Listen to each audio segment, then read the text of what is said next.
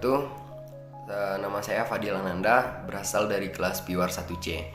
Dan pada kesempatan kali ini saya akan sedikit mempresentasikan tentang PowerPoint yang sudah saya buat tentang laporan kerja. Baik, tanpa memperpanjang waktu, yang pertama dari profil PT Aurora. PT Aurora didirikan pada tahun 2009 dan bergerak di bidang properti. Bidang properti merupakan bidang yang paling menguntungkan. Kenapa dibilang begitu? Karena seiring berjalannya waktu, investasi yang dilakukan sekarang maka akan bertambah nilainya pada masa yang akan datang. Misalnya seperti tanah, rumah, dan lain sebagainya. Hal itu terjadi karena pertambahan penduduk dan banyaknya permintaan akan tempat tinggal. Kemudian, visi dan misi PT Aurora. Visinya adalah menjadikan properti yang berkualitas tinggi dan dijangkau oleh banyak kalangan. Maksudnya di sini adalah properti yang dibuat oleh PT Aurora dapat dijangkau oleh banyak kalangan, tidak hanya kalangan menengah ke atas, namun juga bisa menengah ke bawah, tergantung dengan harga yang telah disediakan. Yang kedua, misi. Misinya adalah membuat properti dengan kualitas yang sangat baik.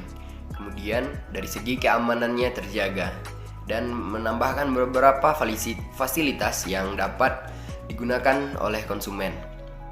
Kemudian tujuan dari PT ini adalah membuat properti tanpa merusak lingkungan. Yang kedua, waktu dan tanggal pelaksanaan. Pelaksanaannya dimulai pada hari Senin hingga Jumat pada pukul 8 pagi hingga 5 sore.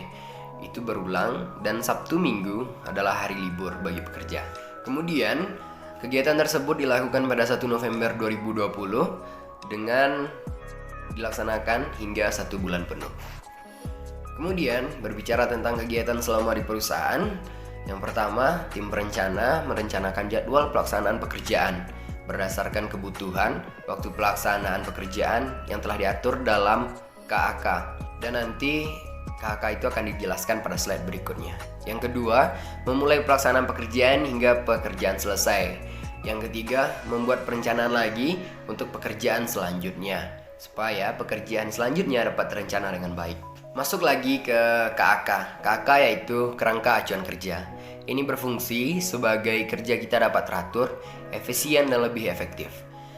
Uraian kegiatan yang dilaksanakan meliputi latar belakang, maksud dan tujuan, sasaran, serta sumber pendanaan. Kemudian waktu pelaksanaan pekerjaan yang diperlukan, dan seterusnya keperluan bahan, jasa lainnya, atau hal-hal yang dirasa perlu dalam proses pekerjaan. Rincian biaya pekerjaan sudah dijabarkan dalam rincian biaya bulanan, dalam tanda kutip rencana, dan kemudian dalam rencana biaya mingguan. Berbicara masalah penyusunan rincian biaya pekerjaan, telah diatur di dalam perusahaan yang namanya RAB, yaitu Rencana Anggaran Biaya. Hal ini dimaksudkan sebagai bagian dari dokumen anggaran. Dalam dokumen anggaran juga sudah terurai komponen akomodasi dan konsumsi, honorarium panitia, narasumber, alat tulis kantor, dan berbagai pernak-pernik lainnya. Mungkin hanya sekian yang dapat saya presentasikan. Mohon maaf atas segala kesalahan dan kekurangan, dan terima kasih sudah menyaksikan. Assalamualaikum warahmatullahi wabarakatuh.